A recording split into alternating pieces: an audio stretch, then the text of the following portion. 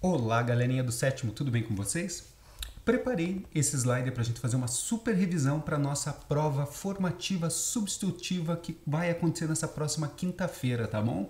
Então eu peguei os principais tópicos da nossa apostila e vou repassar os mais importantes, né? Claro, dando uma olhadinha, dando uma ênfase em alguma coisinha para você aí ficar atento, fechou? Vamos lá então. Nós começamos nossa apostila falando sobre os seres vivos, né? E diferenciando, né, o ser vivo e o ser não vivo. Como que você sabe que um ser é vivo? Como que você sabe, por exemplo, diferenciar um cachorro de uma rocha? Então, no caso, os seres vivos eles têm características natas, características deles próprias, que você consegue distinguir de outro. Mas como que você sabe que um ser é não vivo? Muitas pessoas dizem, não, o ser não vivo está morto. Para ele ser morto, ele deveria estar vivo antes. O ser não vivo não tem vida e nunca teve. Então é a partir daí que nós pegamos os seres vivos e trabalhamos com as características deles, tá? Então aqui, olhando no meu slide, veja bem, todos os seres vivos são formados por células, a célula é a unidade da vida. Todos os seres vivos irão nascer, eles irão surgir de um outro ser vivo. Os seres vivos se movimentam, se deslocam, né? Eles precisam sair, se locomover, passear para adquirir nutrientes e meios para a sobrevivência. Os seres vivos reagem a um estímulo, como às vezes a luz, uma mudança brusca de temperatura, no caso um susto. Toda a reação é uma característica de ser vivo. Os seres vivos precisam se alimentar para ter nutrientes para construir o seu corpo, constituir o seu corpo. Os seres vivos passam por um estágio de crescimento, que é o desenvolvimento dele. Os seres vivos precisam se reproduzir, ou seja, gerar seus descendentes. E também, por último, deixamos aqui os seres vivos morrem, tá bom? Então, essas são as características principais de um ser vivo.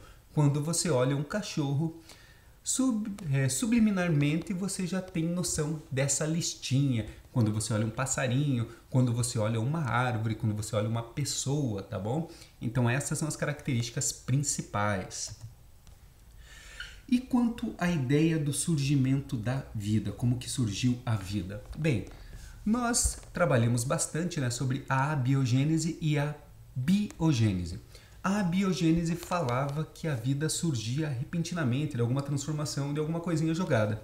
E a biogênese falava sobre o surgimento de uma vida vindo de uma outra vida anterior. A vida precisava de um outro ser gerando ela.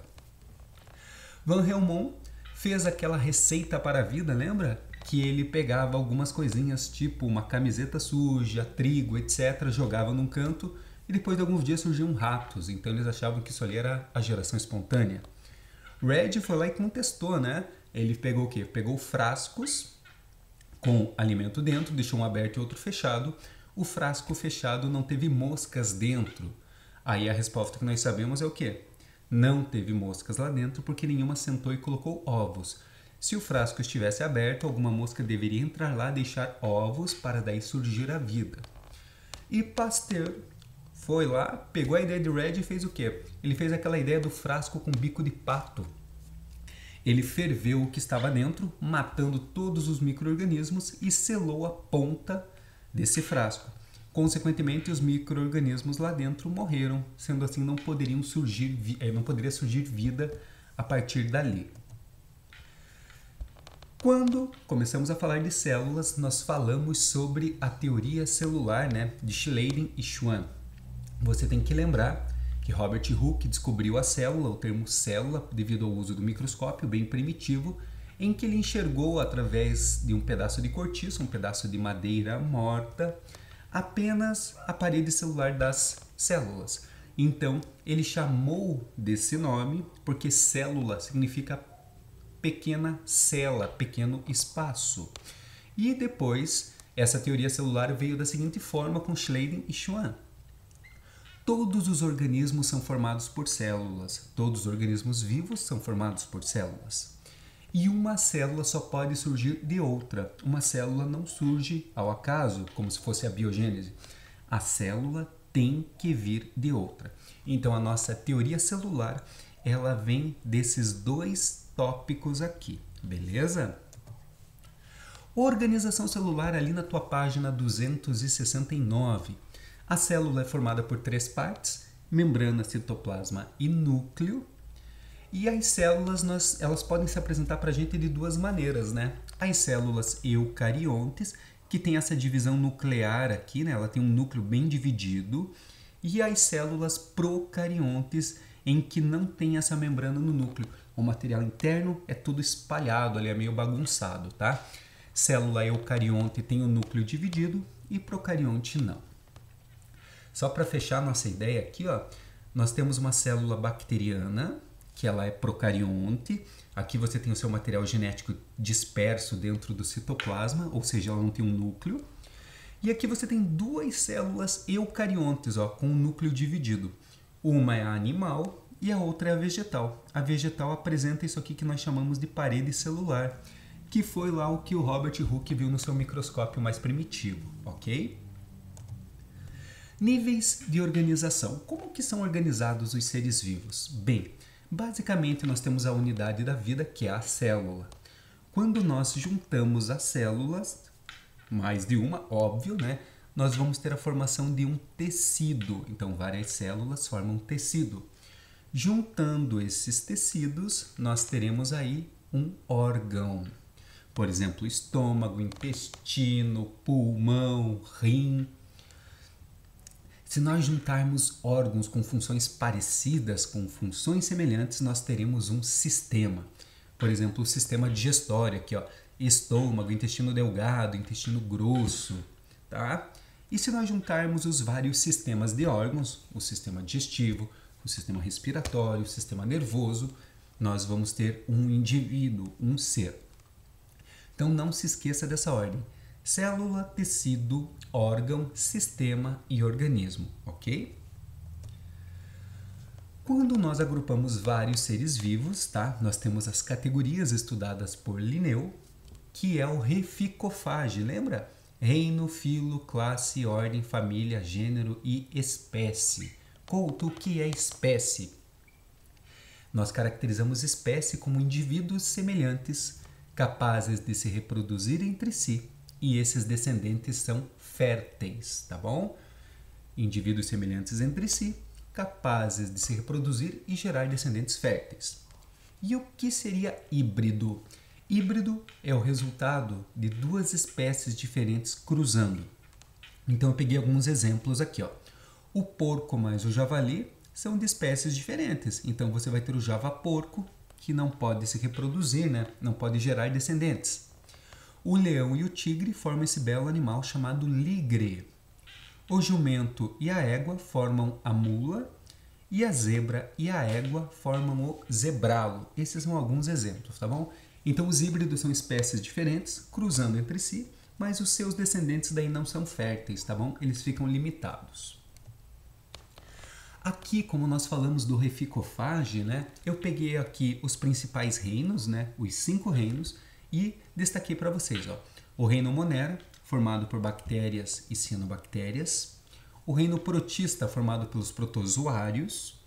O reino fungi, formado por fungos, ou seja, cogumelos, leveduras, orelhas de pau. O reino plantae, que é formado pelas plantinhas, que nós vamos falar bastante. E o reino animalia, né, formado por animais vertebrados e invertebrados. Até o final do ano, nós vamos olhar com muito carinho para esses 5 reinos, cada integrante deles, ok? Aí, na nossa sequência, nós começamos a trabalhar com algumas teorias, né? A teoria do criacionismo. Bem, a teoria do criacionismo falava que um ser superior, uma entidade espiritual, criou tudo. Sendo assim, esse criacionismo, ele pregava também o fixismo. A ideia do fixismo era que os indivíduos, da maneira que eles se apresentam hoje, eram os mesmos lá do início, eles nunca se modificaram. Então o criacionismo tinha a ideia do fixismo.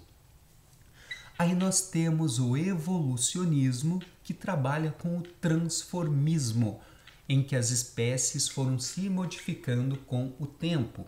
Nesse caso, nós vamos trabalhar um pouquinho com Lamarck, falamos bastante dele, em que Lamarck ele falava algumas ideias interessantes para a sua época, né? E a gente vai destacar a lei do uso e desuso. Quanto mais o indivíduo usa uma parte do seu corpo, mais ela se desenvolve, e se ele não usar uma parte, ela irá atrofiar. As características serão passadas para seus descendentes, tá? E à medida que isso vai passando para seus descendentes, os seres vão ficando mais complexos. Por quê? Os órgãos surgem por necessidade imposta pelo ambiente. É o exemplo aqui da girafinha, tá? A girafinha tinha um pescoço curtinho, ela precisou se esticar para comer lá em cima e ficou com o resultado que ela tem hoje. Lembre-se, essa era a ideia de Lamarck, tá? Lei do uso e desuso. Os dois princípios de Lamarck volto a destacar aqui para você não esquecer, ó. Uso e desuso e a lei da herança de características adquiridas. Ou seja, o indivíduo herda as características dos seus genitores, dos seus pais. Sabemos que não funciona bem assim, tá bom? Aí entra em ação uma teoria de Darwin, que é bem importante, né? Que ele defendeu o transformismo, ou seja, os indivíduos se modificavam. Ele era um cara que começou a trabalhar, estudar medicina, largou, foi para teologia, fez uma grande viagem e daí ele começou a pensar sobre descendência com modificação.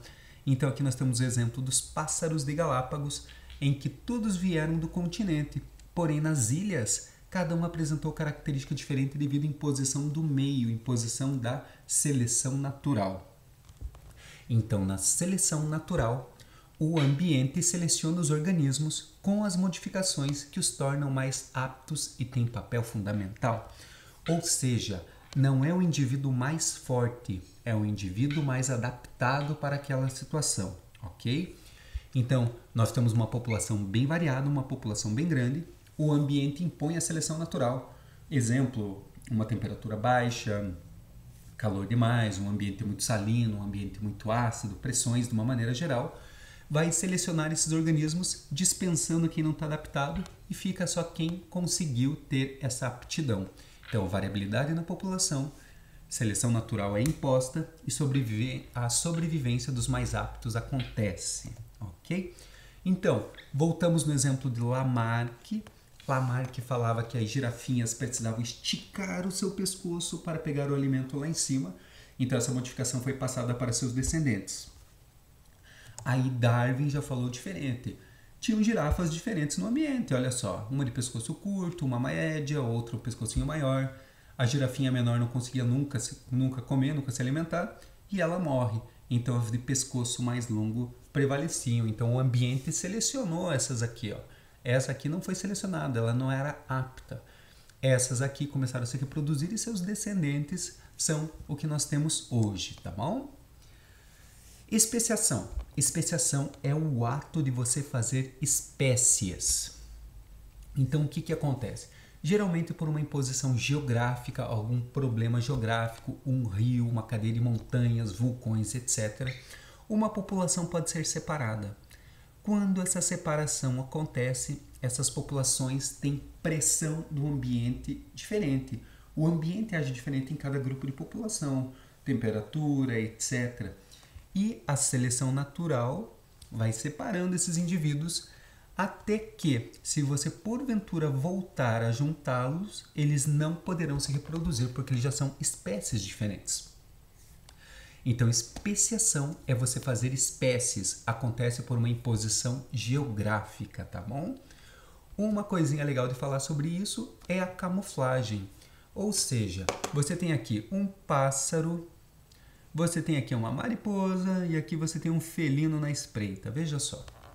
Se esse felino não tivesse esse visual aqui, ele tivesse uma cor diferente, é claro que as suas presas iriam vê-lo e automaticamente fugiriam. Com o tempo ele iria morrer de fome. Então esse aqui está melhor adaptado porque ele se camufla, ele vai se alimentar melhor. Essa mariposa, ela se camufla como se fosse um pedacinho desse caule aqui, desse ramo cortadinho. Então, os seus predadores não irão ver ela. Se não vê-la, automaticamente ela consegue sobreviver. É o mesmo caso do pássaro aqui, que ele parece que faz parte desse tronco, beleza? Galerinha, então essa é a nossa revisão relâmpago. A principal tarefa de vocês para o momento é o quê? Eu quero que você dê uma olhada nos últimos exercícios da apostila e deixe em dia, porque na quarta-feira a gente vai resolver todos os exercícios que ficaram para trás. E na quinta-feira teremos a nossa formativa substitutiva. O que eu quero de vocês? Eu quero que vocês anotem suas dúvidas nesses exercícios para que na quarta-feira, na nossa aula síncrona, a gente possa destruir tudo e ficar com a matéria bem zeradinha, tá bom? Um grande abraço para vocês, uma ótima semana para todos e até quarta. Tchau, pessoal!